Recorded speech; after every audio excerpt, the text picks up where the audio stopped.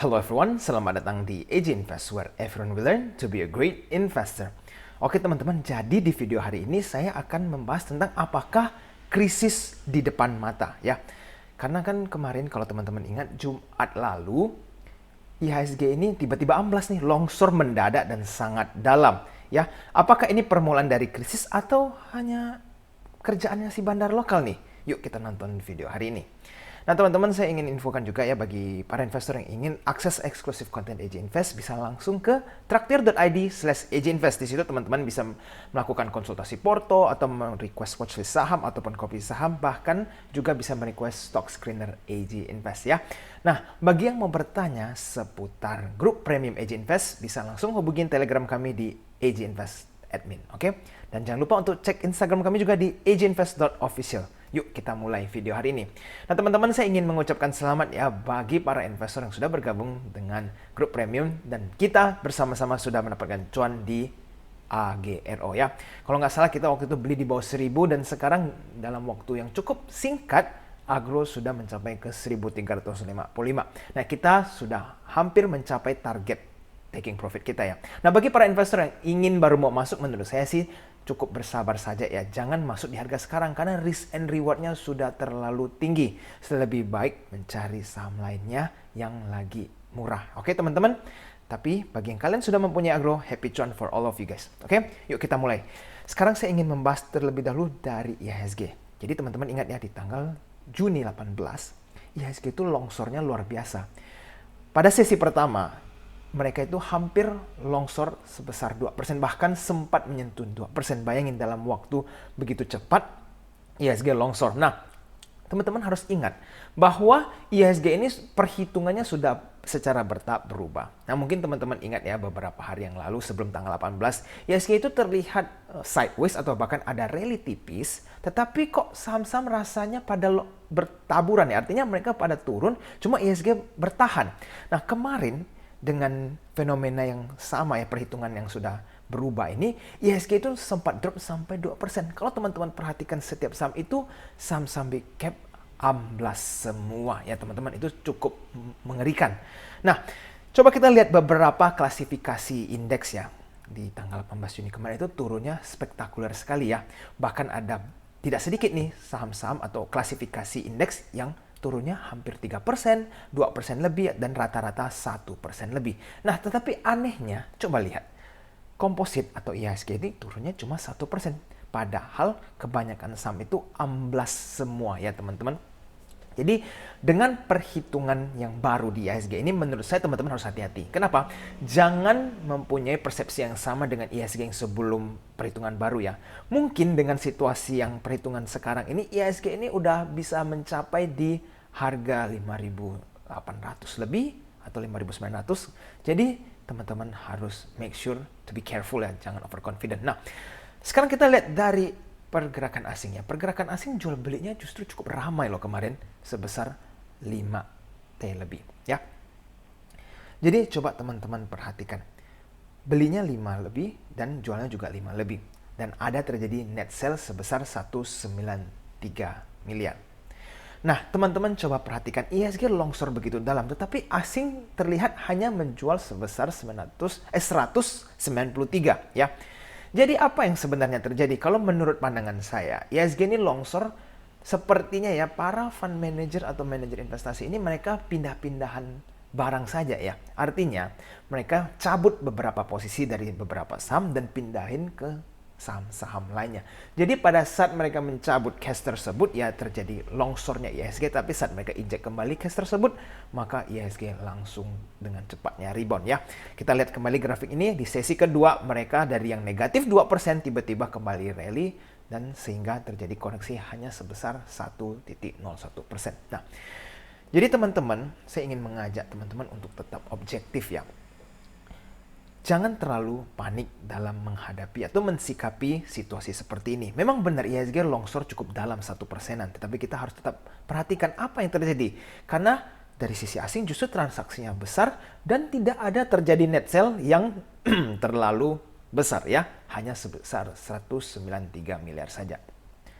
Kita lihat dari BBNI dan MDKA. Ini dua saham yang market cap-nya tidak kecil loh ya, 191 triliun dan MDKA ini 65 triliun. Mereka hampir ARB langsung ya. Dalam satu hari, saham sebesar ini hampir ARB ya.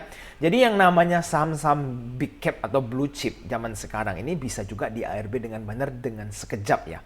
Jadi teman-teman harus tetap hati-hati. Nah, ada Inco dan juga BRIS. Ini BRIS juga 72 triliun ya, dia punya market cap. Dan Inco ini 42 triliun.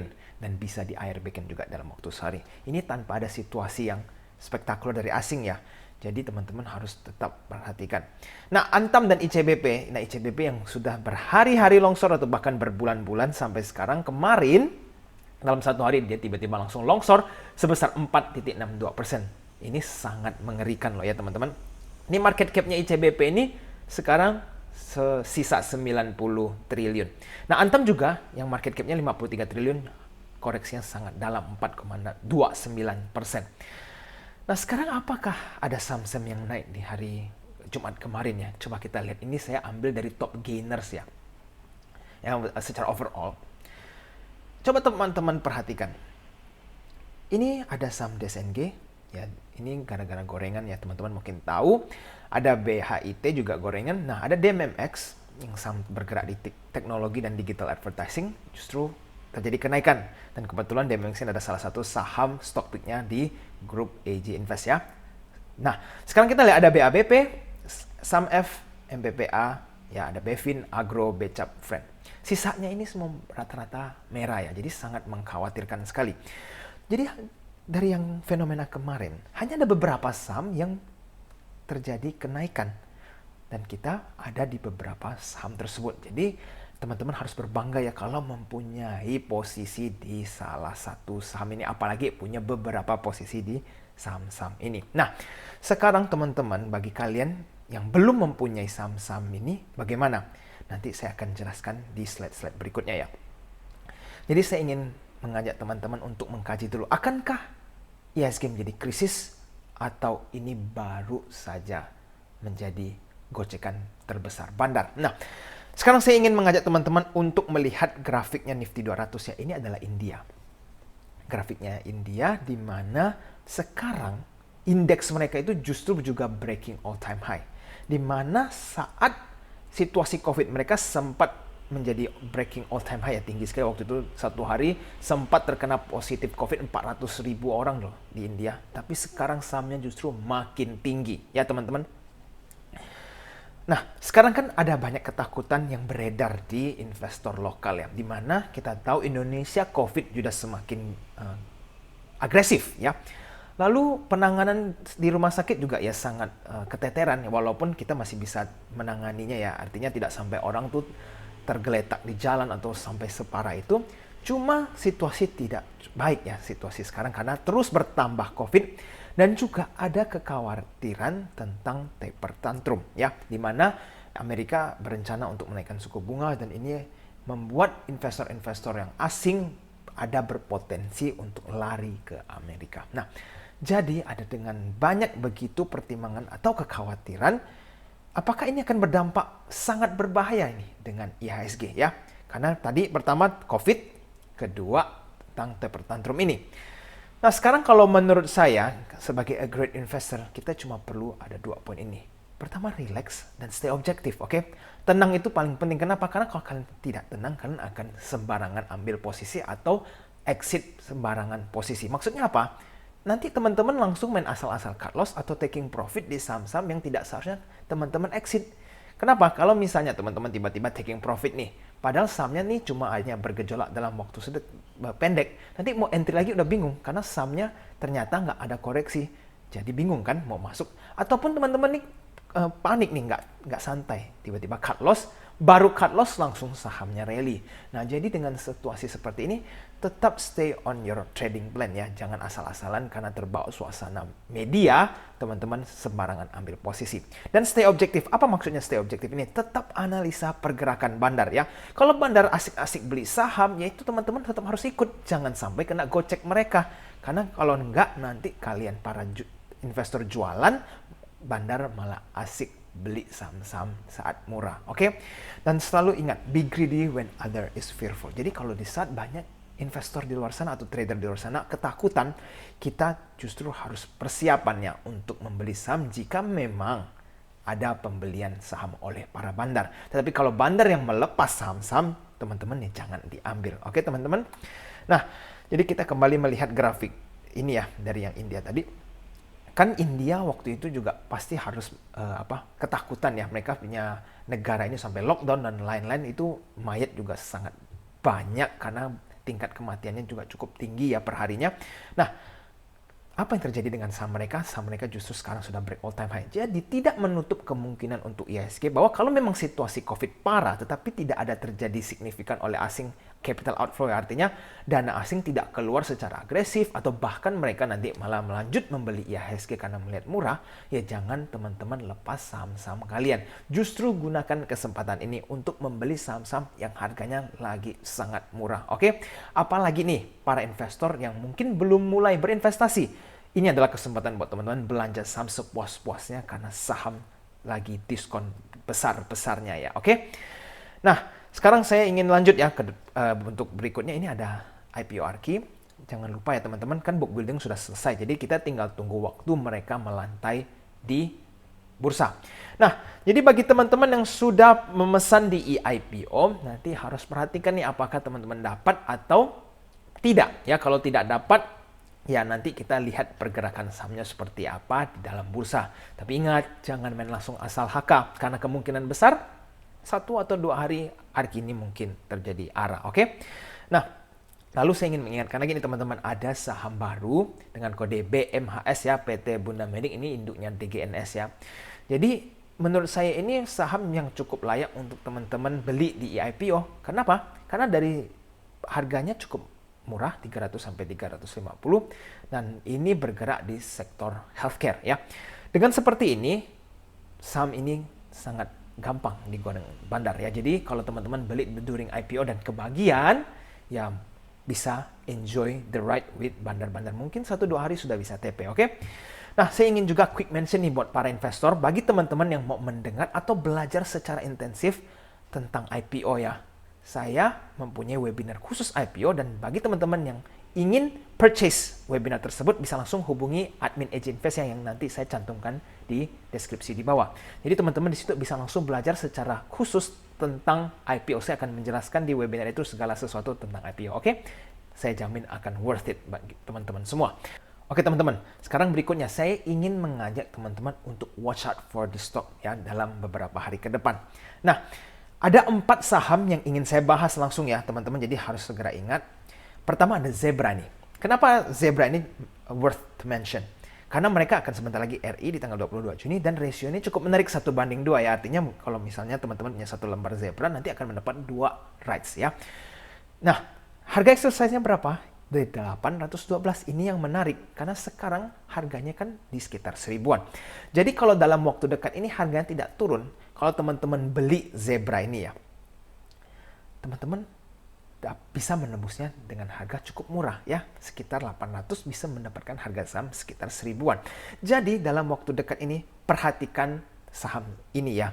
Bagi kalian yang sudah punya tinggal nonton atau mungkin ingin menambah nih bobotnya. Nah, tapi bagi para investor yang belum punya Zebra bagaimana nih?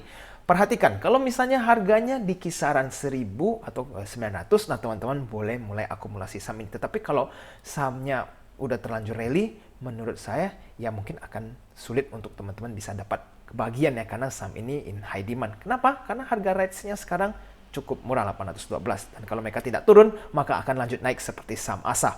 Nah, berikutnya ada BBRI ya teman-teman. Nah, BBRI ini right isunya akan mencatat rekor terbesar di Asia Tenggara. Ini luar biasa sekali. Kalau teman-teman nanti baca langsung beritanya, dana yang mereka akan dapat dari right issue ini sangat spektakuler sekali. Nah, tetapi untuk rasionya dan harga exercise-nya belum ada fixnya ya. Mungkin teman-teman harus terus update dengan berita supaya dapat informasi terbaru.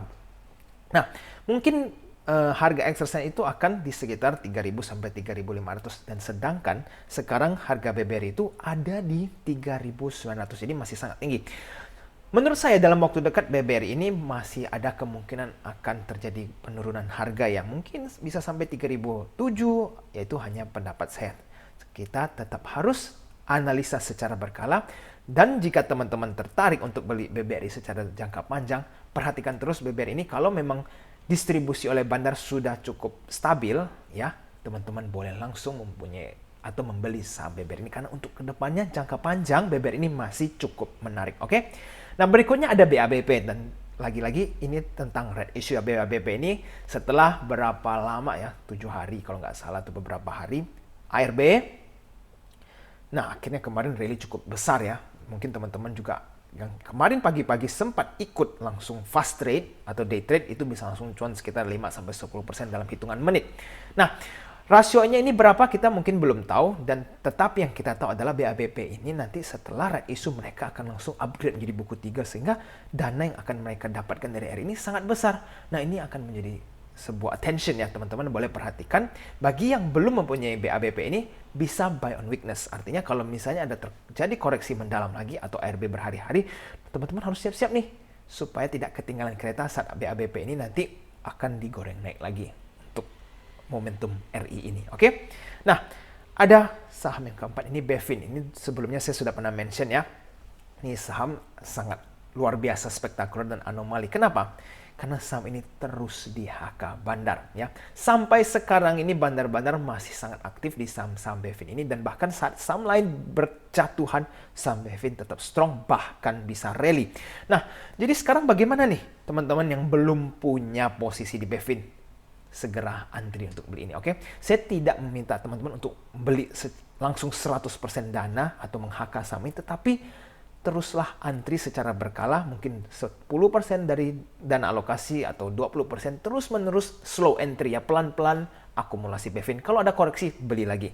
Karena saham ini sepertinya terus dibeli oleh bandar. Jadi ada apa yang terjadi dengan Bevin? Tidak ada yang tahu, karena belum ada berita yang meliputi lagi tentang Bevin, tetapi saya cukup yakin ada sesuatu yang terjadi di saham ini. Jadi jangan sampai ketinggalan. Nanti kalau harganya sudah terlanjur rally panjang, teman-teman sudah terlambat. Oke?